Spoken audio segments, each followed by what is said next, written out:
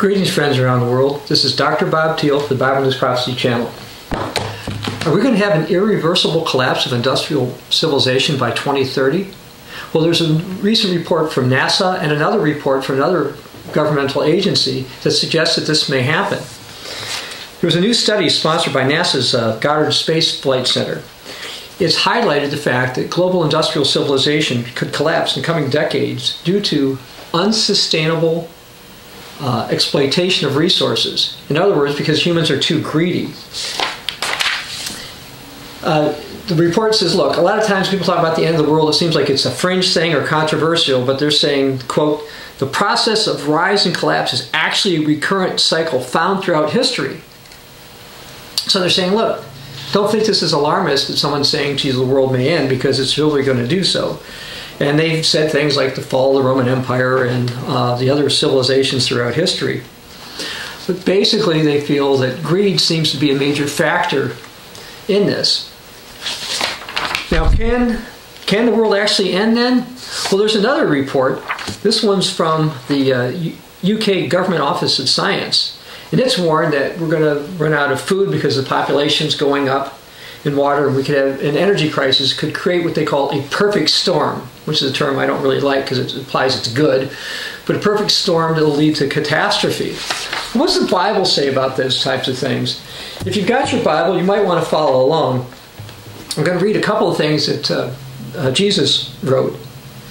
This is from the book of Mark, chapter 13. And his disciples, Jesus' disciples, came up to him and asked about various things going on. And he said that for nation's going to rise against nation, kingdom against kingdom, there's going to be earthquakes in various places, there will be famines and troubles. These are the beginning of sorrows. So famines and troubles were the beginnings of sorrows. And the UK government report says, by the way, we're going to have a food problem. The NASA report says we're having a greed and resources problem. And those things are going to be major problems. And right now there's all kinds of wars and rumors of wars going on. Now, if you go to the book of Matthew, I'd like to read something else that Jesus had to say. This is Matthew chapter 24. And I'm going to read verse 6. You shall hear of wars and rumors of wars. See that you are not troubled, for all these things must come to pass, but the end is not yet. So there's a lot of things that are going to happen before the end. Some of them are going to be difficult, and maybe people will be troubled by them. But others, on the other hand, discount all that and say, oh, none of this matters. Things have always gone on, and things will continue to go on. Matter of fact, that's warned about in one of Peter's epistles. It says that people are going to scoff at the last days and say nothing is really going to change. But NASA scientists have looked at this and said, oh no, that's not the situation. The world is going to change. And they call it an irreversible collapse of industrial civilization. Now, will that happen eventually? Well, we are going to have a collapse of civilization as we know it. Jesus said in Matthew 24, verse 21, then there will be great tribulation, such has not been since the beginning of the world until this time, no, nor shall ever shall be. And unless those days were shortened, no flesh would be saved, but for the elect's sake, those days will be shortened. So Jesus said a time is going to be worse coming than even what NASA scientists think are going to happen by 2030 or so. And that was basically the conclusions of that UK study. They said, oh, we probably have until about 2030 before we're going to have all these problems with the population going up and we have less and less food. But what about other phenomena? Did you know that in the year 2012, we came within 9 days of basically having disruption of industrial civilization as we know it? There was actually a solar flare, and this is a report from the journal Nature Communications that came out in late March of 2014 that says, look, we've gone back and we looked, and there was this flare-up in July of 2012. And if it would have been 9 days different when it happened, basically the industrialized world would have suffered tremendously. Now, you probably hadn't heard about that. But in my book about 2012, I warned that solar flares were a possibility to occur. And there was a massive one in 2012. Now, for those of you who are not familiar with some of my writings, I want to make it clear. I said the world would not end in 2012. I said the Mayan calendar date was incorrect. The Great Tribulation would not happen in 2012. And I said that the massive solar event that the Bible seems to refer to could not happen in 2012, and it would be later than that. But I did point out that civilization, industrialized civilization, could be greatly affected by solar flares. Let me read something from this report that just came out. First part is going to be from a researcher named Janet G. Luhman from the University of California, Berkeley. She said, quote, had it, that's this solar flare of 2012, hit the Earth, it probably would have been like the big Carrington event of 1859, but the effect today with our modern technologies would have been tremendous. And what she's saying was, in 1859, there was a massive solar flare that affected parts of the planet. But back then, there was like almost no electricity, basically no electricity, not the way we have it now. And so the effects were not as massive. But now we've got, in the industrialized world, we've got computers everywhere. Many people have cell phones. There's computers in automobiles. The militaries are based on computers, electricity, and all that kind of thing to a great degree, as well as our food production, and are even getting water from wells. All these are much more dependent on that type of thing. We need electricity, and it could be knocked out from a solar flare. And I'd like to read something from Ying Di Liu from China's State Key Laboratory of Space Weather.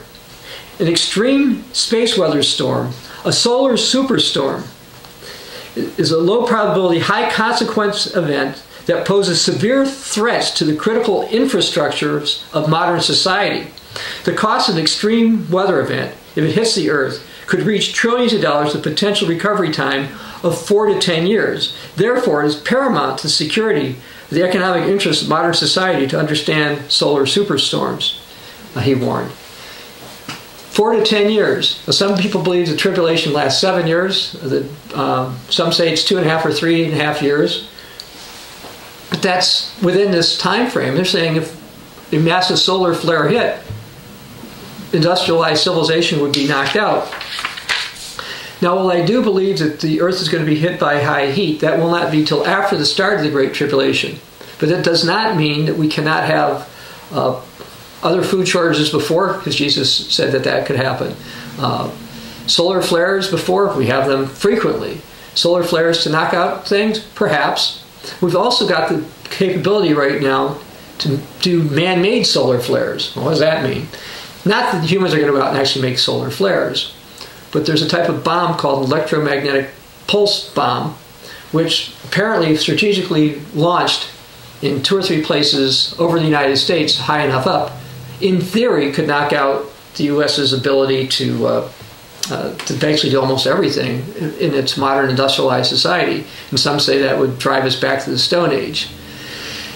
These threats are real.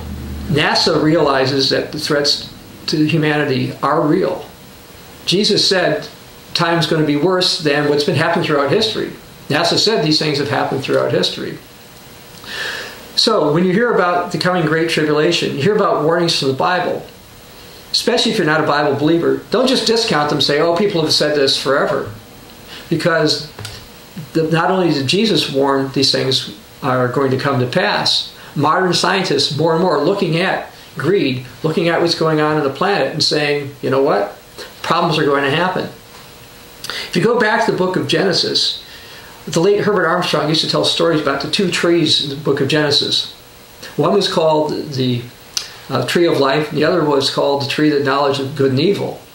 And basically, how Herbert Armstrong explained this in a certain context was that God would like people to live the give way of life, but instead humanity has basically gone the way of get, the way of greed. And NASA scientists, the UK study, and other scientists are coming out and saying, you know what?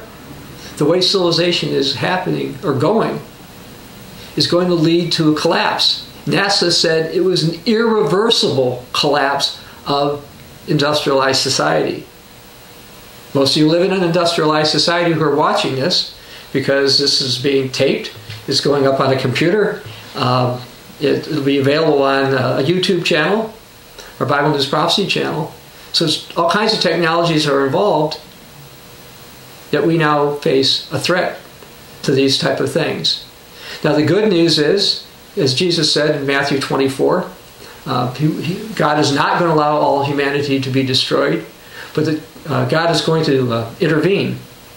That unless those days were shortened, as Jesus said, no flesh should be saved alive. But Jesus is going to come. That's the good news. Jesus is going to establish his kingdom on the earth. That's also the good news. But the reality is Jesus warned that there were going to be trials, famines, and troubles prior to his return. So don't discount all this as religious fanaticism. The reality is scientists know that civilization as we know it will not continue. The good news for us, those of us who are believers, is that we know that Jesus Christ will return, establish God's kingdom on earth, and it will be better. But until then, we do face sorrows, troubles, and tribulations. Watch, as Jesus warned in Matthew 24 and Mark 13. And pray always to be counted worthy to stand before the Son of Man and to escape all these things that are coming. That's what the Bible teaches. This is Dr. Bob Thiel for the Bible News Prophecy Channel.